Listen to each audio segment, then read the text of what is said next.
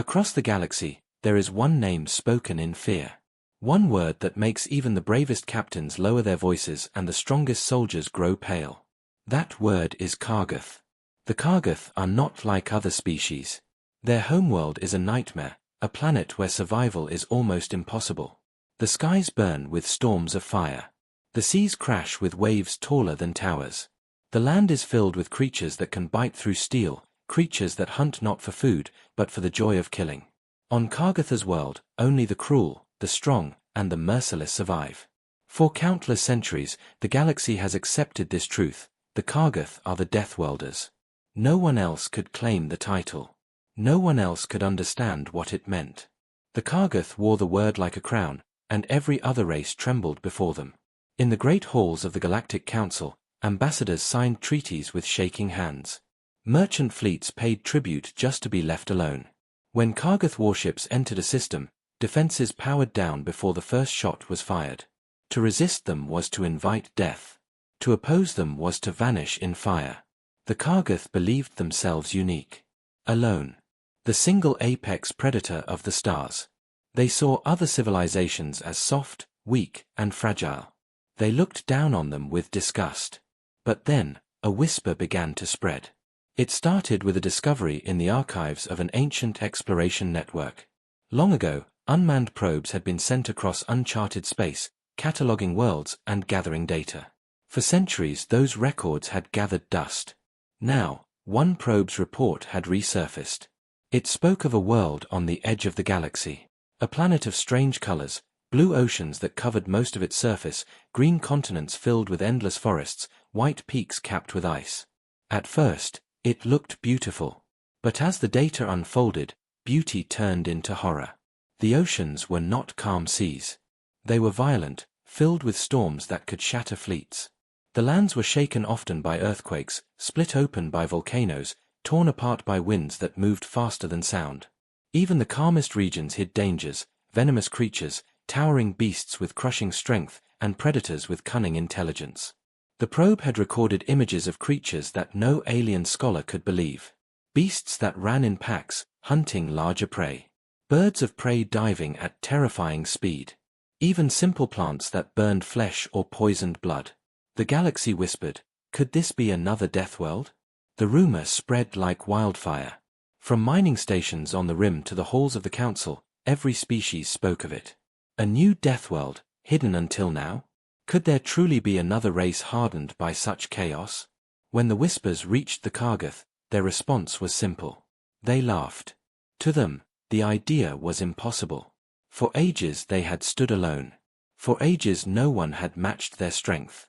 To claim that another world might rival theirs was, in their eyes, nothing but a joke. They call it a world of storms, one Kargath general sneered in the council chambers. Do they think storms can kill true warriors? They call it a world of predators. Do they think beasts can match our claws? No. This is a lie. There is only one Deathworld, and it is ours.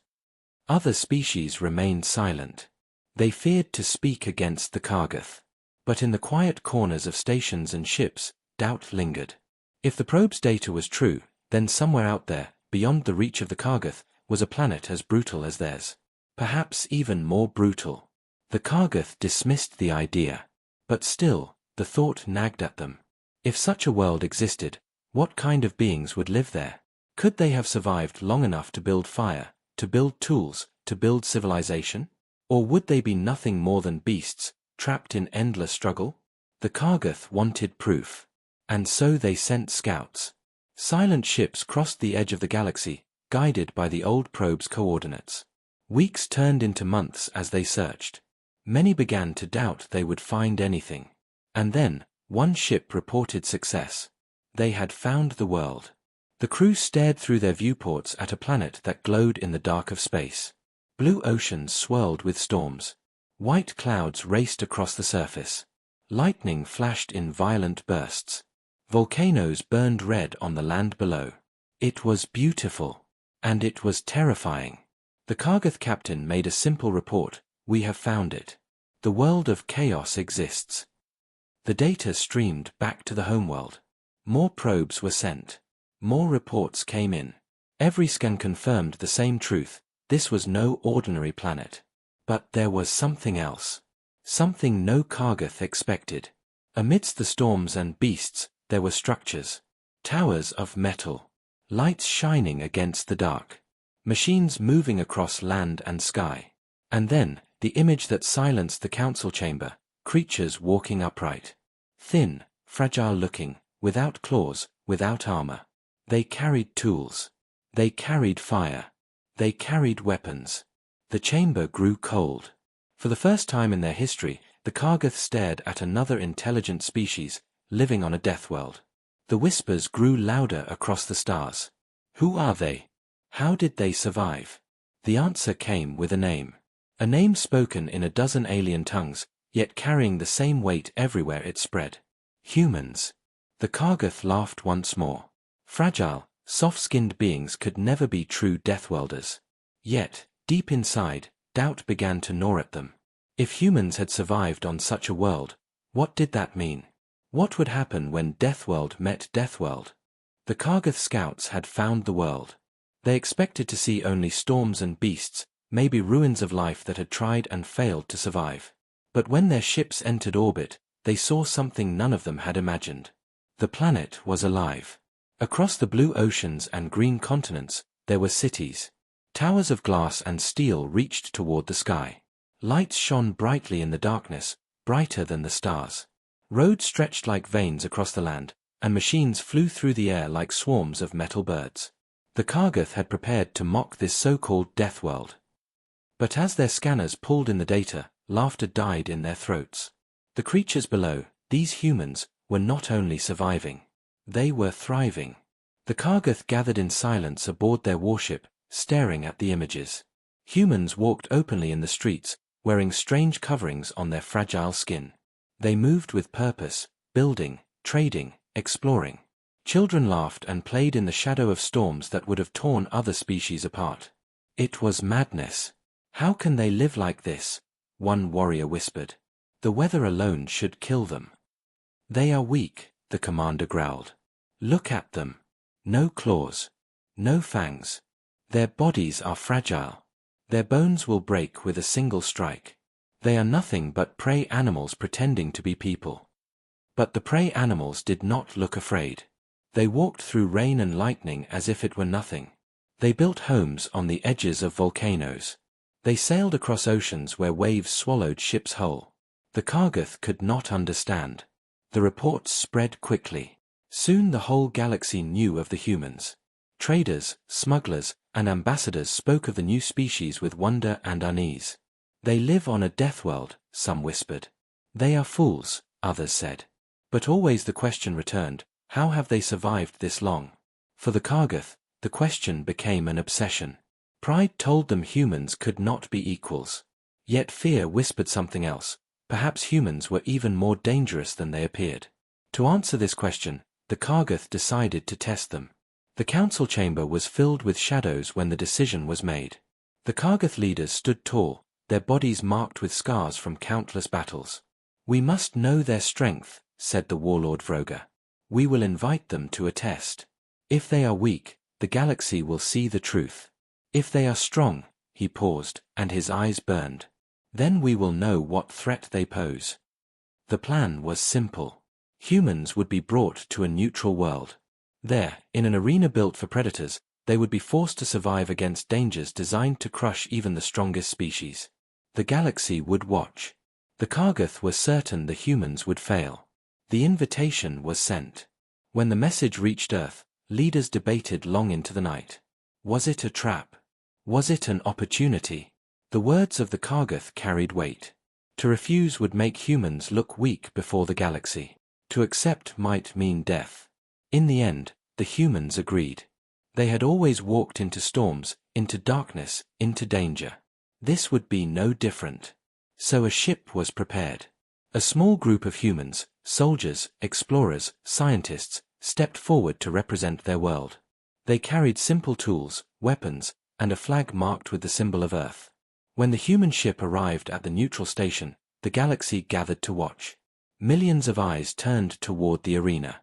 The Kargath warriors laughed as the humans walked in. Compared to their towering, armored bodies, the humans looked small. They lacked claws. They lacked scales. Their skin seemed soft and weak. They will die in the first hour, one Kargath sneered. But the humans did not cower. They studied the arena with calm eyes. They spoke quietly to one another, sharing plans. They carried their weapons not with fear, but with the steady confidence of those who had faced death before. The gates opened. The test began. From the shadows, alien predators poured into the arena. Creatures with horns sharp as blades. Beasts with jaws that could crush stone. They rushed toward the humans, hungry and wild. The Kargath leaned forward, eager to watch the slaughter. But the slaughter never came. The humans did not panic. They moved together. One set traps with rope and fire. Another called warnings, guiding the group. They fought not as individuals, but as a unit. Where one stumbled, another pulled them up. Where one faced danger, the others closed ranks. Their weapons were simple, but their minds were sharp. They turned fallen branches into spears, stones into hammers, fire into walls of protection. And slowly, impossibly, the predators began to fall. The arena grew silent. The Kargath, who had always believed brute strength was everything, watched in disbelief. These fragile creatures were surviving. More than that, they were winning. The humans did not match the Kargath in size, speed, or power. But they had something else. Something the galaxy had never seen before. They had adaptability. They had strategy. And they had a will that refused to break. By the end of the trial, the ground was littered with defeated beasts. The humans stood together, tired but unbroken, their flag planted firmly in the soil. The Kargath Council watched in silence. Their pride burned, their arrogance shaken. For the first time, doubt spread through their ranks. Perhaps they were not the only Deathworlders. Perhaps they were no longer the strongest. The galaxy watched in silence. What was meant to be a quick humiliation had turned into something far more dangerous. The humans had not only survived the first wave of predators in the arena, they had beaten them. With traps, teamwork, and stubborn will, they stood where no one expected them to stand. But the Kargath were not finished. The true test had only begun. The arena's gates opened again. This time, heavier beasts emerged. Creatures bred for war, with hides thick as armor and eyes glowing with hunger. They were larger than tanks, with claws that could tear apart stone. These monsters had destroyed entire squads of alien soldiers in training exercises. The Kargath laughed once more. Now they will see true Deathworld power, one commander growled. The humans did not laugh. They studied the creatures carefully, whispering to one another. They did not charge recklessly as the Kargath would have. Instead, they spread out, each one taking a position, as if they had faced this kind of trial before. The first beast roared and charged. The ground shook beneath its massive feet. The crowd of alien spectators gasped, expecting the humans to scatter in terror. But they did not run.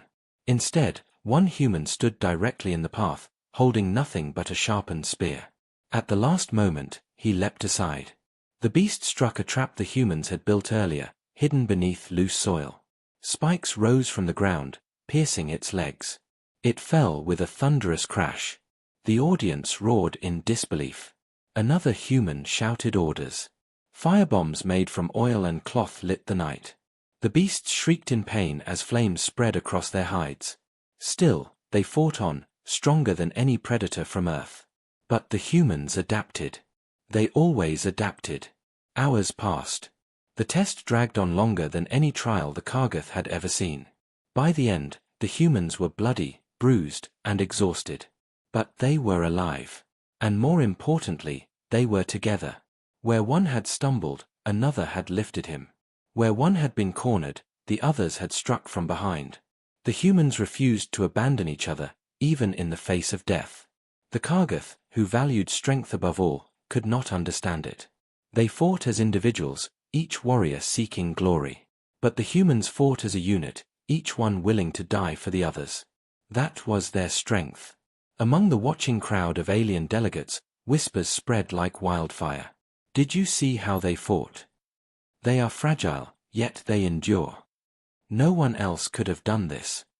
For the first time, Other species began to doubt the supremacy of the Kargath. Perhaps there was another race worthy of fear. The Kargath leaders scowled, their pride wounded. They had expected a spectacle, not a challenge to their throne. "We will break them," one growled. "They cannot endure forever." The final stage of the test began.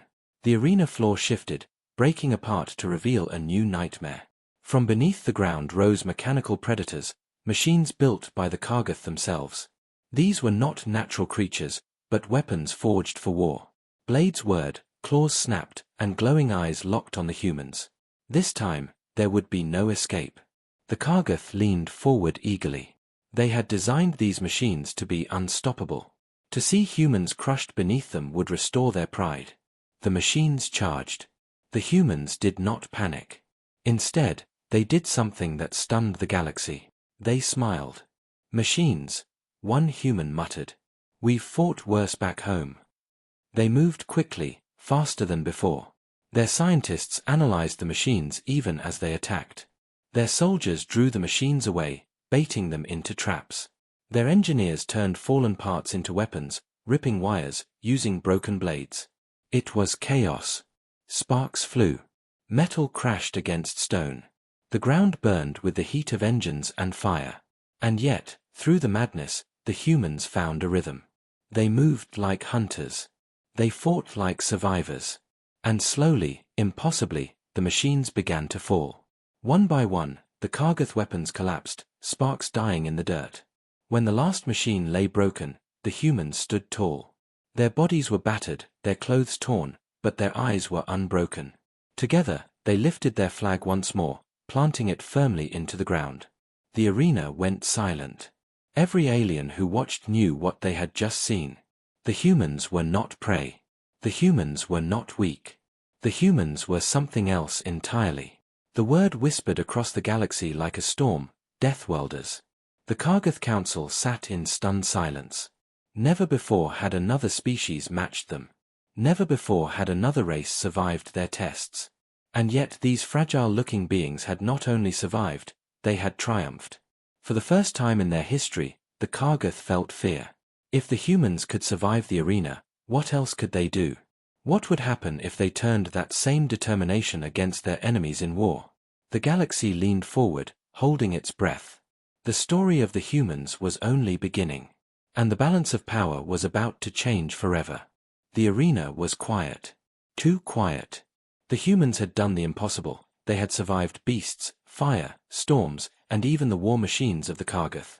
Their bodies were tired, their clothes torn, but their spirits burned brighter than ever. For the first time in living memory, the Kargath had been challenged. Their pride was wounded. Their arrogance was shaken. And their fury was rising. "This is not enough," the warlord Vroga growled in the council chamber, his voice like thunder. "We gave them beasts. We gave them machines. Still they stand. They will not leave this arena alive." The Kargath had one more plan. If brute force could not break the humans, then they would crush them with fear. At the signal, the gates opened once more. But this time, no beasts came. No machines rose from the floor. Instead, a single Kargath warrior stepped into the arena. He was enormous, even compared to his kind. His body was covered in scars, proof of victories won on battlefields across the galaxy. His claws gleamed like blades, and his eyes burned with hate. The crowd gasped. This was no ordinary soldier. This was a warlord, a champion who had slain hundreds. The message was clear: no trap, no teamwork, no clever trick would save the humans now. Against raw strength, they would finally break. The humans looked at one another. They knew they could not match the warlord in size or muscle. His body was built for killing. But they did not fear him. Instead, they studied him. Every scar, every movement, every twitch of his claw. They saw not just a warrior, but a pattern. When the warlord charged, his speed shook the ground. His claws swung like scythes, tearing apart stone. The crowd leaned forward, certain that humans would be ripped apart. But the humans did not fight with brute force. They fought with something else. The first human dodged the strike, rolling across the dirt. Another distracted the warlord with a thrown spear, drawing his attention away. A third slipped behind, studying how he moved. Every second the humans survived, they learned. Every attack revealed a weakness. The warlord fought harder, faster, growing furious that his prey would not die. His claws drew blood, but still the humans rose. Again and again. The Kargath believed strength was everything. But the humans were proving a darker truth: the mind is sharper than any claw. Hours passed. The duel dragged on longer than anyone thought possible.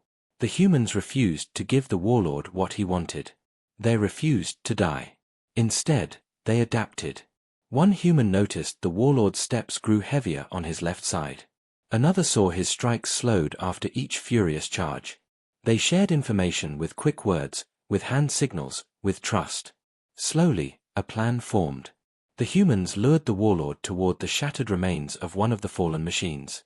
They moved as bait, retreating just far enough to keep him chasing. The warlord, blinded by rage, followed. And then, the humans struck. Together, they pushed the wreckage of the machine, trapping the warlord's leg. He roared in fury, trying to break free. But the humans did not give him the chance.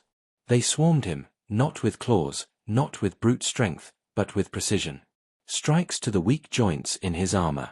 Blows to the scarred places on his body. Fire lit against his exposed wounds. The warlord howled.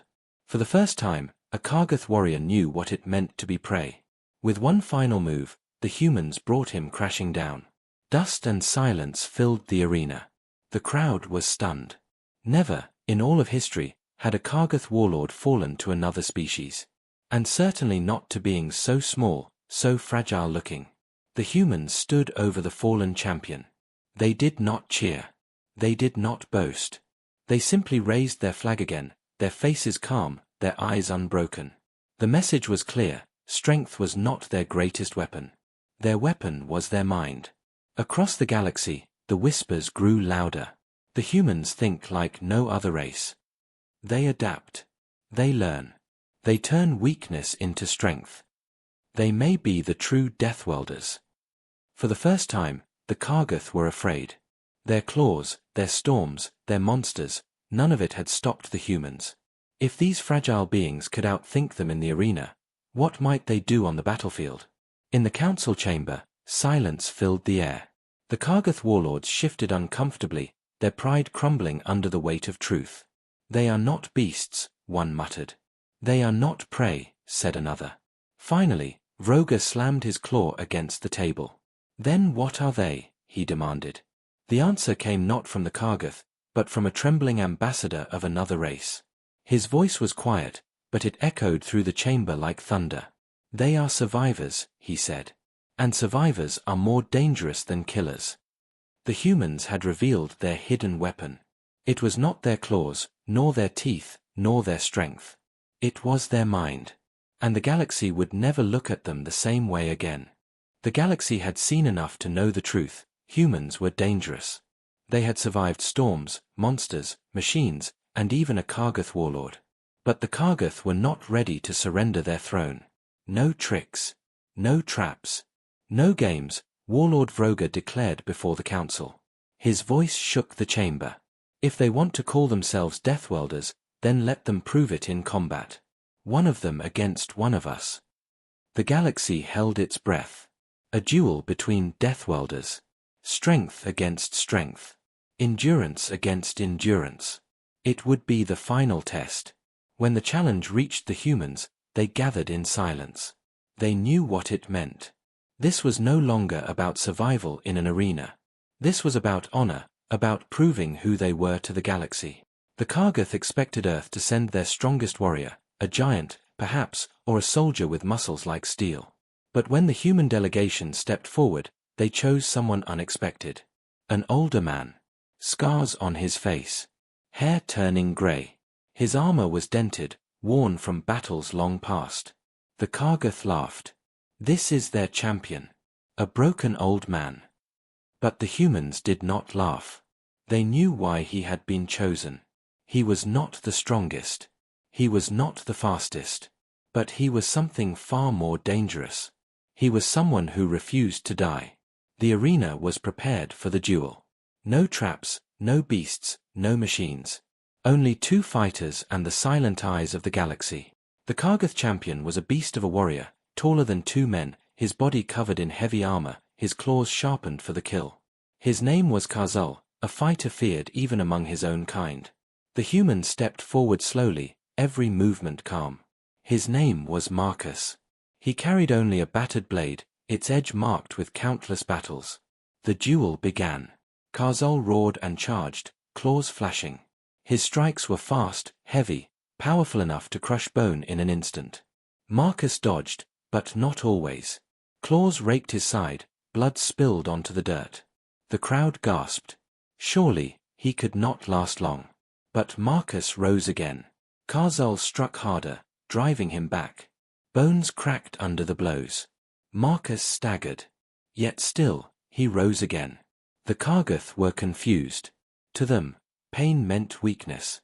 To humans, pain was fuel. Marcus fought on, his eyes burning not with anger, but with determination. Every time he fell, he rose. Every time his body broke, his will grew stronger. The crowd began to whisper. Why does he not stay down? He cannot win. So why does he keep fighting? The answer was simple. Humans did not fight only to win. They fought because they refused to surrender. Karzul grew frustrated. His attacks became wild, desperate. Each strike landed with thunder, but each time Marcus pushed himself back to his feet. His blade was slow now, his body shaking, but his spirit was unbroken.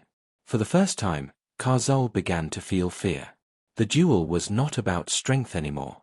It was about endurance. And no matter how many times Marcus was struck down, he kept rising. His very survival was a weapon. Minutes turned into hours. The Kargath champion's armor was dented, his strikes slowed. His breathing grew heavy. Marcus bled, his body screaming in pain, yet he still stood, his blade raised. And then, in a moment that stunned the galaxy, the tide turned. Karzul swung his claw, but too slow. Marcus caught the arm, twisting it with a crack. The mighty Kargath roared in pain. The fragile human had broken him. With one final strike, Marcus drove his blade into the ground at Karzul's feet. The message was clear, the duel was over. The human had stood where no one else could. Silence filled the arena. Then, slowly, the crowd rose. Not in laughter, not in mockery, but in respect. For the first time, the galaxy saw what it truly meant to be human. It was not about claws. It was not about strength. It was about something deeper. Resilience. The will to endure. The refusal to die. The Kargath Council sat frozen, their arrogance shattered. One of their greatest champions had been humbled, not by power, but by human stubbornness. Across the galaxy, ambassadors whispered the truth. The Kargath are not the only Deathworlders. Humans may be worse. The balance of power was shifting. And as Marcus stood in the arena, blooded but unbroken, he whispered words that carried far beyond the walls of the duel. We don't stop. That is why we survive. The galaxy understood. The humans had proven themselves. They were Deathworlders. But a question remained, could 2 predators share the same galaxy? Or was war between Deathworlders now inevitable? The answer would come soon. The arena was still silent. Blood stained the ground, the air thick with smoke and dust. The human warrior Marcus stood barely alive, yet still on his feet. Across from him, the Kargath champion knelt in defeat, his arm broken, his pride shattered. The galaxy had witnessed what no one thought possible. The Kargath had been challenged, and they had not won. In the chambers of the council, voices rose in chaos. This cannot be allowed, one alien shouted. The humans cheated. They must have used tricks, another accused. But the recordings played again and again. No tricks. No hidden weapons. No traps. Just a human who refused to stay down. For centuries, the galaxy had feared only the Kargath. They had accepted their rule, their arrogance, their title as the Deathworlders. But now the whispers spread fast. There are 2 Deathworlds. And one may be worse than the other. The Kargath Council was furious. Warlord Vroga slammed his claw into the table, cracking the stone. Do you not see what this means? He roared. If the galaxy believes humans are like us, then they will fear them as they fear us. Fear is power, and we will not share it. The other Kargath shifted uncomfortably. For the first time, doubt entered their minds. The humans were not just dangerous, they were unpredictable. A Kargath elder spoke slowly. They survived their world. They survived the arena. They survived our champion. What if they survive us? On Earth, news of Marcus's duel reached every corner. He was no longer just a soldier. He was a symbol. His broken body carried a message stronger than any weapon. Humanity could endure anything.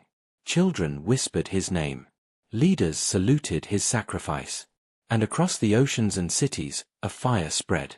Humanity no longer saw themselves as the weakest species in the galaxy. They saw themselves as equals to the feared Kargath. But with pride came danger. Some humans shouted for peace, for alliances, for building a future where no one bowed to fear. Others demanded war. If they see us as predators, one general said, then let us show them what happens when predators hunt together. The galaxy trembled, caught between two powers that refused to break. In hidden star systems, alien races debated their survival. The frail Ithari, long ruled by Kargath claws, now wondered if humans could be saviors. They bleed, but they rise, one ambassador said. Perhaps we should stand with them. The cautious Thaun, who built their strength in numbers, feared another predator. If the Kargath crushed us with fear, the humans will crush us with hope. Both are dangerous. And in every shadowed hall, the same question was whispered. What happens when Deathworld meets Deathworld? Marcus, lying in a medical chamber, spoke weakly to his commanders. They will test us again. They cannot allow equals. Be ready. His words spread like fire. The duel had been only the beginning. The Kargath would not step aside. Humanity would not kneel. A storm was coming. The first signs of it appeared quickly. Kargath warships moved along the borders of human space, their weapons armed but silent.